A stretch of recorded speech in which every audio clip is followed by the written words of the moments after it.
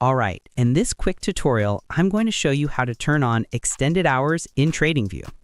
First, open TradingView and log into your account if you're not signed in already. Next, open the chart for the stock you want to view. Now, look at the top of the chart and click on the settings icon. It looks like a small gear. Or alternatively, you can right-click on the chart and go to Settings at the bottom of the list. In the Settings menu, look for the Symbols tab and click on it. Scroll down until you see Data Modification. Then, under Data Modification, look for Sessions and click on the drop-down. You'll see two options, regular trading hours and extended trading hours.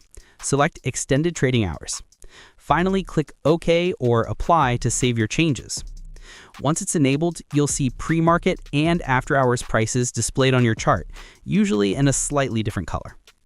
Now, if you can't find the data modification option in the Symbols tab, that means your time frame sector is set to a day or more. To fix it, you can simply go to your time frame sector and from the list, choose anything below a day. Now, if you go to Settings, then Symbols, you can see that it's there. And that's it.